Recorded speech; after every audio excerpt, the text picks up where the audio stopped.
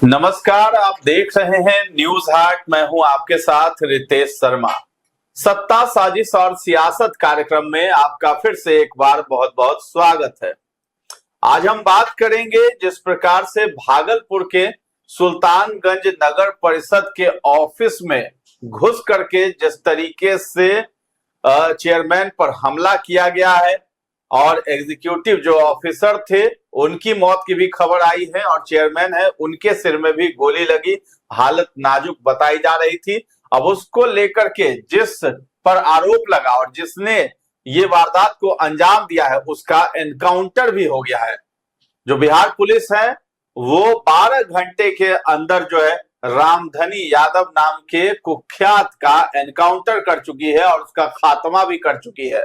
तो बहुत ज्यादा फजीहत हो रही थी, विपक्ष घेर रहा था सरकार को, कह रहा था कि देखिए ये नई सरकार है और इसमें अपराधियों को डर नहीं लगता है। इसी बीच जो है ये एनकाउंटर की खबर सुबह सुबह बिहार में खूब ज्यादा वायरल होने लगी। तो आखिर रामधनी यादव कौन था, ये भी एक बड़ा सवाल है। उसके कई एक नेताओं के साथ तस्वीरें भी वायरल हो रही है। उसी को लेकर के हम मंथन करेंगे कि आखिर ये विवाद क्या था और रामधनी यादव आखिर किस तरह का कुख्यात अपराधी था, उस पर हम बातचीत करेंगे। इसके साथ ही साथ विजय सिन्हा राजस्व एवं भूमि सुधार विभाग उनके जिम्मे था, लेकिन अब जो है उनके जिम्मे कुछ भी नहीं है क्योंकि अभी सम्राट चौधरी और जो दो उप मुख्यमंत्री हैं उन्हीं के पास जितने भी विभाग है बिहार के सब कुछ वही संभाल रहे हैं।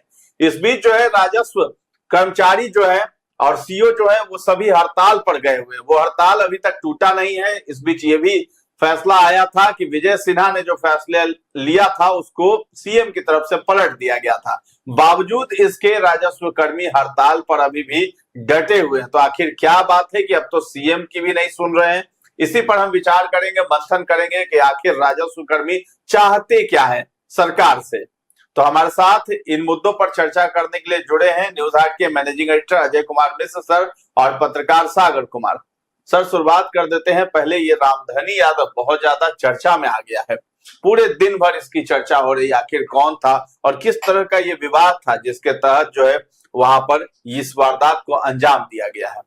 देखिए, रामधनी यादव जो था वो सुल्तानगंज नगर परिषद की उप सभापति है ना, नीलम देवी उनका पति रामधनी यादव उसने जो है टेंडर विवाद हुआ था, जिस मामले में वह जो सभापति थे है ना, उनसे उनका अदावत चल रही थी। कृष्ण कुमार गुड्डू उनका नाम था जी ना, उनके साथ उनका जो है कृष्ण भूषण एग्जीक्यूटिव ऑफिसर जो थे वो राजकुमार गुड्डू और राजकुमार शाह है ना, सभापति, उनके साथ उनका विवाद चल रहा था।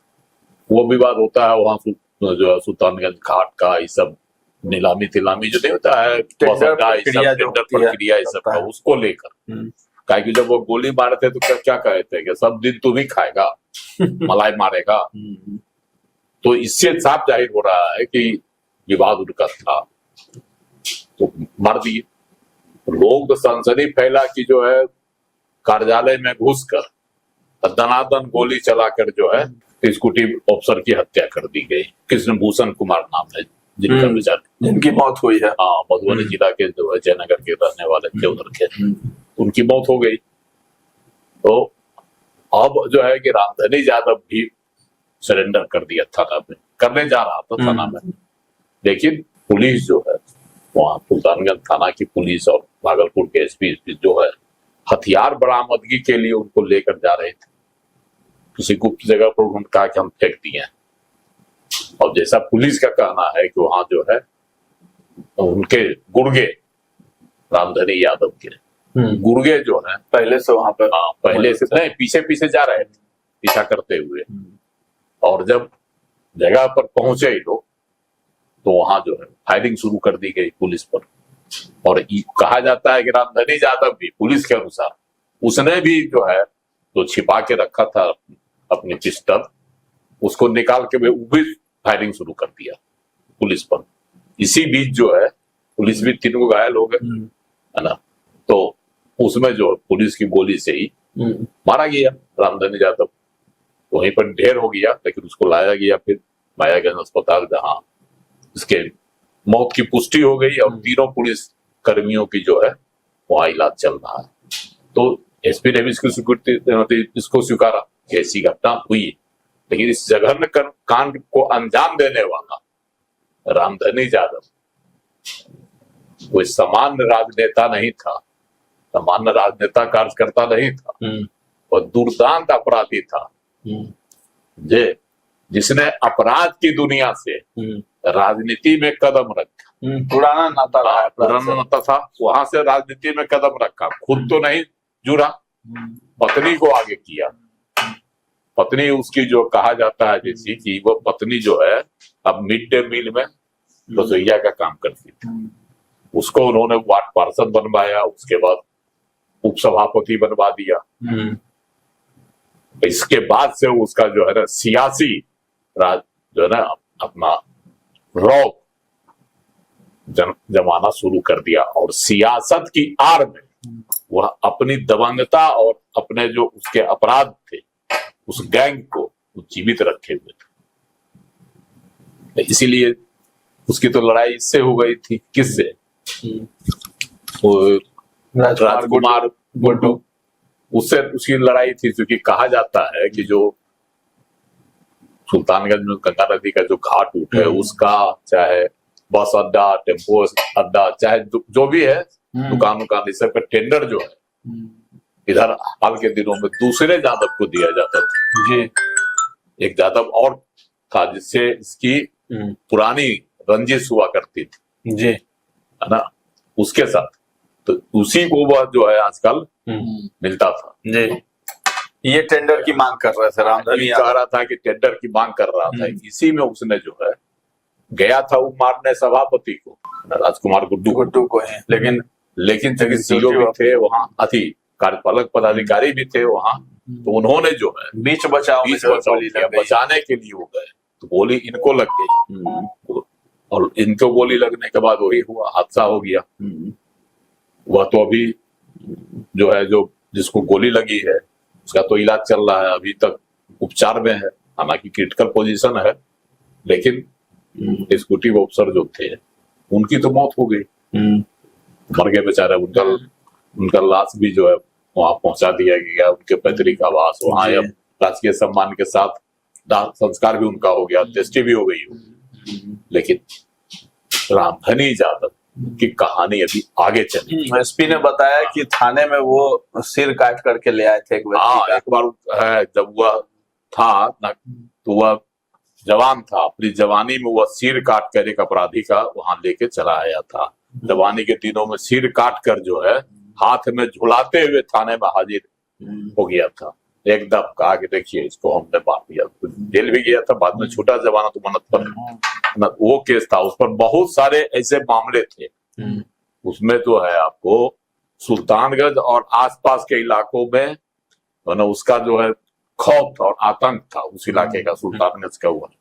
उसके अलावे जो है पत्नी को बनाया सभापति, और उसकी आड़ में हुआ जो है अपना आपराधिक, हमने तो बताया भी, साम्राज्य जो है फैला के रखे हुए था। और खौफनाक उदाहरण सामने आया जब एक व्यक्ति का कटा हुआ सिर हाथ में लेकर सीधे थाना पहुंच गया था। एक छत्र राज उसका कायम था उस सुल्तानगंज इलाके में। अब वह पूरे जो है ना चाह रहा था कि हम धीरे धीरे पूरा सुल्तानगंज का जो एरिया है, अभी नदी क्षेत्र में उसका एरिया, वो पूरे सुल्तानगंज में चाह रहा था मेरा राज कायम हो जाए, राजनीतिक रसूख पैदा करके ना। रंगदारी हत्या के कई मामले, उसमें गंभीर मामले उस पर दर्ज है मुकदमे जी। और यह सियासत में घुसा तो आरोप भी लगा रहे थे तेजस्वी यादव की इनका जो है एनडीए के नेताओं के साथ संपर्क था। तस्वीरें भी आ रही है, नितिन नवीन के साथ भी उनकी तस्वीर है गमला देते हुए, है ना, और चिराग पासवान के साथ भी उनकी तस्वीर है। चिराग पासवान की पार्टी से 2000 में उनकी पत्नी लड़ी भी थी, 2020 के चुनाव में, 2020 के चुनाव में उनकी पत्नी लड़ी भी थी सुल्तानगंज सीट से, 10,000 वोट का है तो लगभग, जो सभापति हैं, उप सभापति हैं, वो लड़ी भी थी चुनाव, 10,000 वोट है। तो उस समय 2020 में जो है चिराग पासवान की पार्टी एनडीए में नहीं थी, अकेले चुनाव लड़ी थी, तो इसको टिकट भी मिला था वहां से।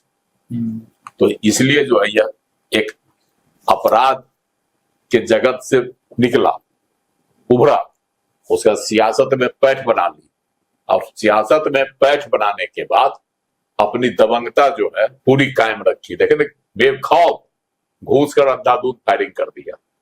उसी समय पता चल रहा था कि कोई दुर्दांत अपराधी ही होगा, हालांकि सीसीटीवी से सब पहचान आ गई, तुरंत गिरफ्तारी भी हो गई। तो इसलिए जहां मुठभेड़ हुई वहां से कुछ ही क्या कहता है मीटर की दूरी पर उसका घर भी था। इसका मतलब है कि जो है रामधनी यादव ने सोच समझकर यह कदम उठाया, और उसका अंजाम जो हुआ वो भी सबके सामने है। तो सम्राट चौधरी ने तो जो कहा था कि अपराधी की खैर नहीं होगी, लेकिन अपराध भी हो रहे हैं, अपराधी मारे जा रहे हैं या लंगड़े किए जा रहे हैं, से अभी सही है, लेकिन अपराध भी बेलगाम होते जा रहा है। बताइए कितना दुस्साहस हुआ कि कार्यालय में घुसकर मार दिया। तो सम्राट चौधरी जो है एक्शन में आ गए हैं। जिस तरीके से नीतीश कुमार ने शुरुआत की थी 2005 में, क्या उसी प्रकार से सम्राट चौधरी भी जो है सुशासन राज कायम करना चाहते हैं बिहार में, अपराधियों पर नकेल कस के? अपराधियों पर नकेल कसने के लिए तो आपको सख्ती बरतनी ही होगी। तो उत्तर प्रदेश में आज योगी आदित्यनाथ से लोग खौफ खाता है, और वहां बहुत हद तक जो अपराध भी कंट्रोल में है और सुशासन की स्थिति भी है। तो वो जो स्थिति बनी है वह खौफ पैदा करने से ही बनी। जैसे बिहार में 2005 में मुख्यमंत्री नीतीश कुमार बने थे, तब अपराधियों में कितना खौफ किया गया था, स्पीडी ट्रायल किया गया, गिरफ्तारियां हुई, मुठभेड़ भी हुए, और कई दुर्दांत अपराधी जो है बिहार छोड़कर भाग भी गए थे जी। तो वही स्थिति पैदा करना चाह रहे हैं सम्राट चौधरी। तो अच्छा कदम है, लेकिन अपराध पर लगाम लगाना भी उतना ही जरूरत है जितनी कि पुलिस मुठभेड़ में जो है अपराधियों को लंगड़ा किया जाता है या उनको ढेर किया। अब जो प्रवक्ता हैं जदयू भाजपा के, वो कह रहे हैं कि ऑपरेशन लंगड़ा के तहत जो कार्रवाई हो रही है, इनकाउंटर हो रहा है, हाफ इनकाउंटर होता है, लेकिन अब ऑपरेशन लंगड़ा से भी बढ़ करके जरूरत है करने की, और उसी का ये नतीजा है कि खात्मा हुआ है। नीरज कुमार प्रवक्ता उन्होंने भी वही बात बताई है कि खात्मा करना ज्यादा जरूरी है इस तरह के अपराधियों का, तभी मनोबल गिरेगा। सही भी बात है कि जब तक सम्राट चौधरी कुछ अपना नया मॉडल नहीं दिखाएंगे तो कैसे इनका पहचान बनेगा, नाम बनेगा? नहीं, मॉडल सकारात्मक होनी चाहिए। देखिए, जनता में जो आतंक पैदा कर दिया अपराधी, भय तो खत्म हो गया पुलिस का, तो उसको लगाएंगे, उसको स्थापित करेंगे ना फिर से। हाँ, और भागलपुर के एसएसपी हैं प्रमोद कुमार यादव, वो भी बड़े सुलझे हुए, बहुत स्पष्ट तरीके से काम करने वाले व्यक्ति हैं जी।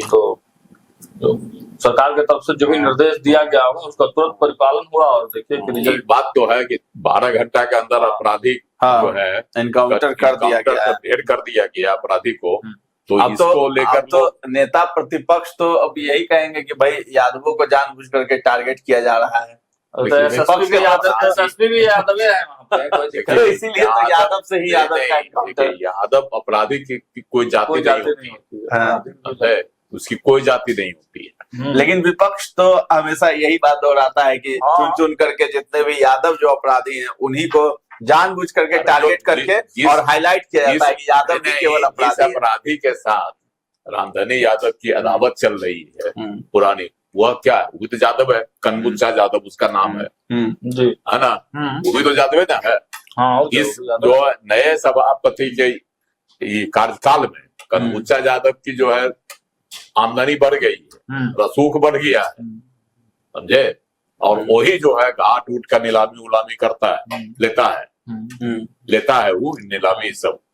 तो उसकी जो उसका जो है क्या कहता है रसूख बढ़ गया है, और रामधनी यादव का घट गया, जबकि उसकी पत्नी उपसभापति थी। वो चाहता था दोनों में हिस्सेदारी हो। चलिए विजय सिन्हा की बात करें, उनका जो फैसला था राजस्व एवं भूमि सुधार विभाग में, और जितने लोग निलंबित हुए थे राजस्व कर्मचारी, उन सभी का निलंबन जो है सम्राट चौधरी जब सीएम बने तो उन्होंने वापस ले लिया। बावजूद इसके जो है सम्राट चौधरी के आदेश का भी पालन नहीं किया जा रहा है राजस्व कर्मचारियों की तरफ, और अभी तक जो है हड़ताल पर डटे हुए हैं। तो आखिर क्या वजह है कि राजस्व कर्मचारी जो है वापस काम पर नहीं लौट रहे हैं? अब सम्राट चौधरी ने आश्वासन दिया,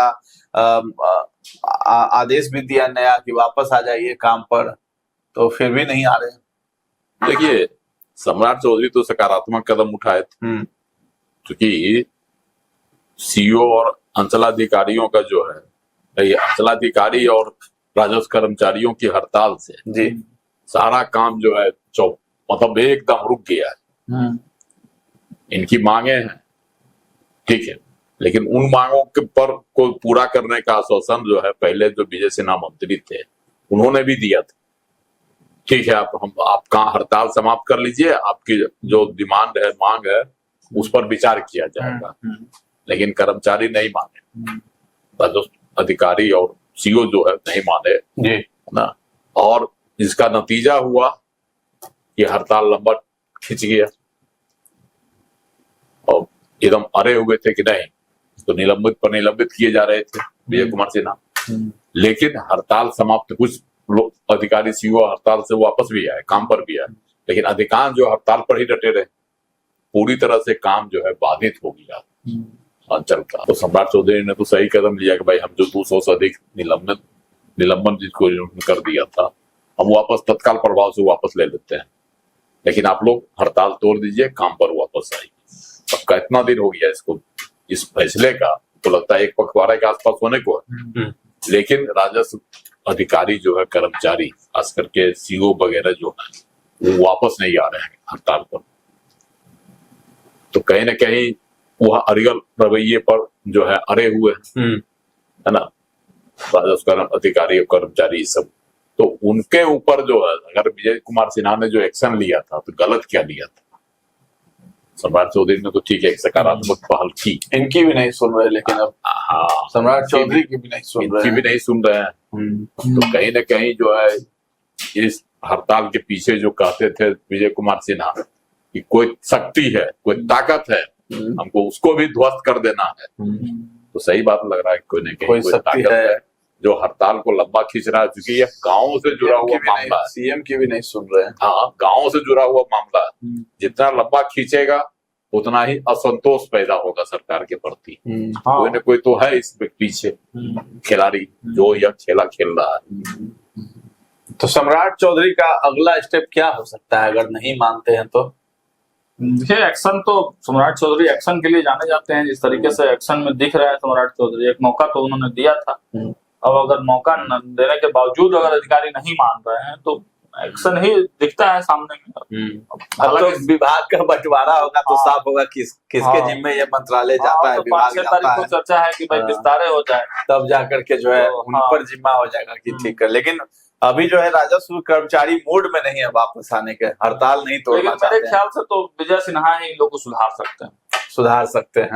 सुधारना जरूरी भी। उम्मीद यही जताई जा रही है, और ऐसी भी सूत्रों से खबर है कि विजय सिन्हा को ही फिर से जो है ये विभाग दिया जा सकता है, और इसकी जो ये जो प्रक्रिया होगी ये केंद्र से होगी, यहाँ से नहीं होगी। सम्राट चौधरी तय नहीं करेंगे, ऐसी खबर है। एक नई जो समस्या और सरकार के सामने आने वाली, आशा कार्यकर्ता जो है वो भी 1 मई से हड़ताल पर जाने वाली है। 1 लाख जो संख्या में है, 1 लाख संख्या में है। इन लोगों का आरोप है कि हम लोगों को वेतन नहीं मिल पा रहा है ना, मुश्किल, इसलिए जो हम लोगों को परिवार चलाना मुश्किल हो रहा है। तो इन लोगों के की मांग है, और सरकार का खजाना खाली वाला आरोप विपक्ष लगा ही रहा है। इसकी पुष्टि हो जा रही है कि 12,000 करोड़ जो आरबीआई से सरकार लोन ले रही है, कई विभागों में जो वेतन नहीं मिल रहा है, यह भी सही है ना। तो आशा कार्यकर्ता भी जो है वो अभी इसी के लिए है, तो सरकार के लिए तो एक नई मुसीबत हो जाएगी इनके भी। चलिए, सम्राट चौधरी किस तरीके से इन सभी चीजों को संभालते हैं वो देखने वाली बात होगी। आशा कर्मियों ने भी कह दिया है कि वो भी 1 मई से जो है हड़ताल पर जाने वाली है, और इसके साथ ही साथ जो राजस्व कर्मचारी है वो भी हड़ताल तोड़ने को राजी नहीं हो रहे हैं। और एक तरफ जो है एनकाउंटर भी हुआ है, इसकी खूब सराहना भी हो रही है कि सम्राट चौधरी जो है उन्होंने ये बड़ा एक्शन लिया है, और तुरंत जो वारदात हुई, हत्याकांड हुई, उसके तुरंत 12 घंटे के अंदर ही जो है आरोपी का एनकाउंटर हो जाता है। तो पुलिस जो है बहुत ज्यादा सक्रिय है। उम्मीद है कि आगे भी सम्राट चौधरी की पुलिस इसी तरीके से सक्रिय भूमिका निभाती रहेगी। तो फिलहाल इस चर्चा को हम लोग यहीं पर विराम देते हैं। कैसा लगा ये कार्यक्रम हमें कमेंट सेक्शन में जाकर के जरूर बताइएगा, और हमारे चैनल को अभी तक आपने सब्सक्राइब नहीं किया है तो जरूर कर लें। धन्यवाद।